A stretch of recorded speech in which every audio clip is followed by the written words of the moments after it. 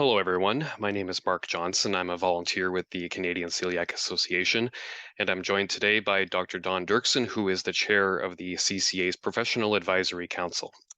Hi, Don. Nice to see you again. Hi, Mark. Good to see you. So, Don, the State of Celiac survey has been released by the Canadian Celiac Association. What can you tell me about this survey? Yeah, this is something we're really excited about as a CCA. This is a survey for individuals with celiac disease and gluten-related disorders. It's for adults.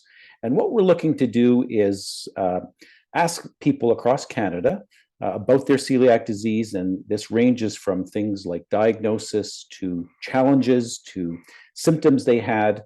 And it even has a section on perhaps the effects of COVID and what's that had on people. So this is a chance to learn all about celiac disease in Canadians.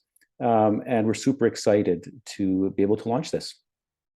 Great. So, adults could take it. I know this is not the first time that the CCA has launched this kind of survey. What's the history of the State of Celiac survey? Yeah, exactly. In fact, Mark, back in 2002, was a survey was distributed, and at that time it was a paper survey, of course. And this one was actually completed by 2,681 Canadians, which was a huge survey, huge success at the time. Gave us a lot of information about what Canadians' experience with respect to celiac disease is all about. It led to publications and it led to us knowing what issues we should be pursuing. And so now that we're 20 years later, now that we're celebrating the 50th anniversary of the CCA, we thought it would be a good opportunity to revisit this. Many of the questions are similar. There are also some new ones. So we'll be able to compare how things have changed in Canada. And again, what are the really relevant issues that people with that Canadians with celiac disease are facing today. Mm. So I know this survey has actually been used internationally by like other organizations and researchers. Can you tell me a little bit about that? Yeah, it has. Again, just the fact that it was published means that it was available to people across the world to look at, and we've had requests for people to duplicate that. One of the really unique things in Canada is that we do have one organization, the CCA, that deals with celiac disease, and so we have the advantage of this being really representative of all of Canada. And other countries don't have, they don't always have that ability to do that, and so other countries are very interested in what we find. And celiac, we know now, affects people of different nationalities. We have a large immigrant population in Canada. And so we really want to see, hey, how is it affecting certain individuals? Are there ethnic differences that we can identify, and how can we best help people that have this condition?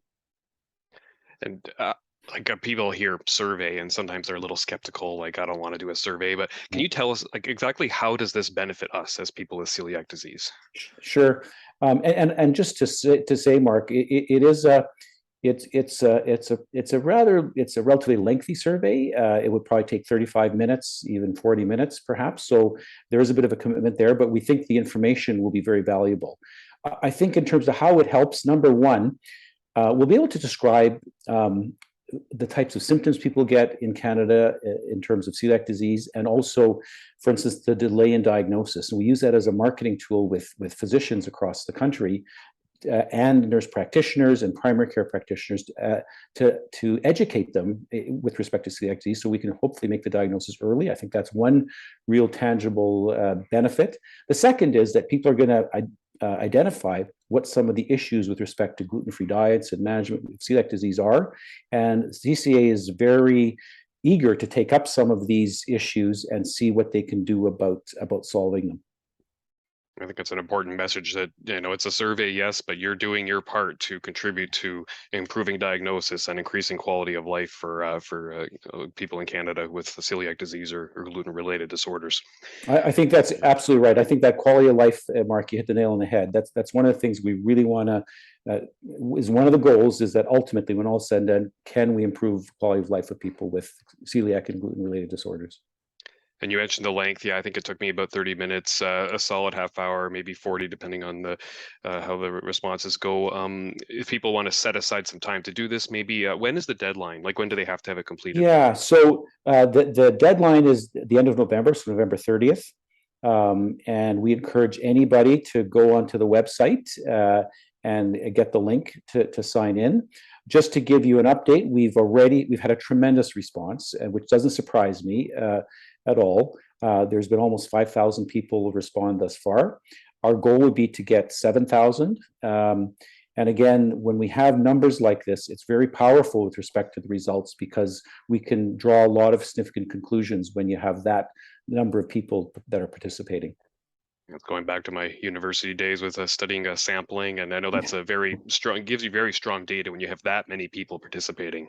Exactly right. Yeah, exactly right.